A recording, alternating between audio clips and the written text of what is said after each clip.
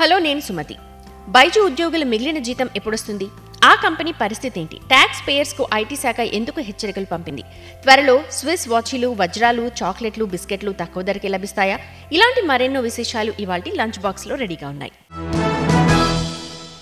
స్వేచ్ఛా వాణిజ్య ఒప్పంద పత్రాలపై భారత్ 4 దేశాలతో కూడిన ఈఎఫ్టీఏ సంతకాలు చేశాయి. ఈఎఫ్టీఏ అనేది స్వేచ్ఛా వాణిజ్యాన్ని ప్రోత్సహించేందుకు ఏర్పాటైన సమాఖ్య. భారత్, ఐరోపా స్వేచ్ఛా వాణిజ్య సంఘం మధ్య స్వేచ్ఛా వాణిజ్య ఒప్పందం కుదరడంతో రాబోయే 15 ఏళ్లలో మన దేశంలోకి 8.3 లక్షల కోట్ల పెట్టుబడులకు హామీ లభించినట్టే. దీనివల్ల 10 లక్షలకు పైగా ఉద్యోగాలు లభిస్తాయి. స్విట్జర్లాండ్ వాచీలు, కట్ అండ్ పాలిష్డ్ వజ్రాలు, చాక్లెట్లు, బిస్కెట్లు, గోడ గడియారాల వంటివి ఇప్పుడున్న వాటికంటే తక్కువ ధరకే కొనుగోలు చేసే అవకాశం ఉంటుంది. మన దేశంలోని పరిశ్రమల్లో తయారవుతున్న ఉత్పత్తులన్నిటికీ సుంకాలు లేకుండా ఈఎఫ్టీఏ దేశాల్లో విక్రయించొచ్చు. ప్రాసెస్ చేసిన వ్యవసాయ ఉత్పత్తులకు ట్యాక్సులో రాయితీలు లభిస్తాయి. భారత టెలికాం రంగంలో అతిపెద్ద సంస్థ అయిన జియో ఇప్పుడు యూపీఐ చెల్లింపుల్లోకి ప్రవేశించబోతోంది. ఈ సెగ్మెంట్లో జియో ప్రవేశంతో పేటీఎం, ఫోన్పే వంటి సంస్థలు గట్టి పోటీని ఎదుర్కోబోతున్నాయి. జియో రీటైల్ అవుట్లెట్లలో జియో సౌండ్ బాక్స్ ను అందించడం ప్రారంభించింది. పేటీఎం సౌండ్ బాక్స్ కి ఇది డైరెక్ట్ సవాల్. జియో పే యాప్ సర్వీస్ కు సౌండ్ బాక్స్ తోడవడంతో యూపీఐ చెల్లింపు విభాగంలో కంపెనీ బిజినెస్ పెరిగే ఛాన్స్ ఉంది. పేటీఎం, ఫోన్పే, గూగుల్ పే ఇప్పటికే ఈ విభాగంలో బలంగా ఉన్నాయి. అయితే పేటీఎం పేమెంట్ బ్యాంక్ పై ఆర్బీఐ చర్య కారణంగా పేటీఎం పెద్ద సంక్షోభాన్ని ఎదుర్కొంది. ప్రస్తుతం జియో సౌండ్ బాక్స్ ట్రయల్ ను ప్రారంభించింది. ఇబ్బందుల్లో ఉన్న ఎడ్యుటెక్ కంపెనీ బైజూస్ ఉద్యోగుల్లో ప్రతి ఒక్కరికి జీతంలో కొంత భాగాన్ని ఇచ్చి వారికి కాస్త ఊరటనిచ్చింది. బకాయిలు చెల్లించడానికి కంపెనీ మరికొంత సమయం కోరింది. బైజూస్ తీసుకున్న ఈ నిర్ణయం ప్రస్తుతానికి ఉద్యోగులకు కొంత బెనిఫిట్ అవుతుంది.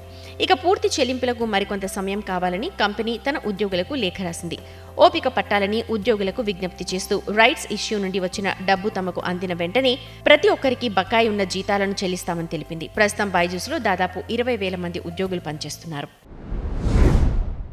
ఉల్లి, టమాటా ధరల పెరుగుదల కారణంగా ఫిబ్రవరిలో శాకాహారం థాలీ ధర 7% పెరిగింది. అయితే చికెన్ ధర తగ్గడంతో మాంసాహారం థాలీ ధర 9% తగ్గింది. అంతకుముందు జనవరిలో కూడా ఇదే ధోరణి కనిపించింది.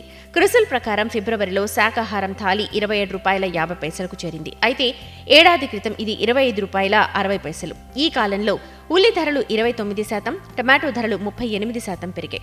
అయితే గత నెలతో పోలిస్తే థాలీ ధరలో స్వల్ప తగ్గుదల కనిపించింది. ఈ ఏడాది ఫిబ్రవరిలో మాంసాహార థాలీ ధర ₹59.20 ఉండగా ఈ ఏడాది ఫిబ్రవరిలో అది ₹54కు తగ్గింది. ఈ ఏడాది జనవరిలో ఉన్న ₹52 ధరతో పోలిస్తే ₹2 పెరిగింది. ఆదాయ పన్ను శాఖ ఈ క్యాంపెయిన్ ప్రారంభించింది. దీని ద్వారా ప్రస్తుత ఆర్థిక సంవత్సరం 2023-24లో చెల్లించిన పన్ను, వారి ఆర్థిక లావాదేవీలు సరిపోలని పన్ను చెల్లింపుదారులకు ఈమెయిల్లు, మెసేజ్లు పంపిస్తారు. ఈ విషయంలో సిబిడిటి మాట్లాడుతూ ఐటీ శాఖ అటువంటి పన్ను చెల్లింపుదారులను, సంస్థలను గుర్తించి ఈమెయిల్స్, ఎస్ఎంఎస్ పంపడం ద్వారా వారిని ముందుగానే అలర్ట్ చేసిందని చెప్పారు. దీనివల్ల ప్రజలు తమ పన్నుని తిరిగి లెక్కించుకోవచ్చు. వారి ముందస్తు పన్నును మార్చి 15 లోపు జమ చేయొచ్చు.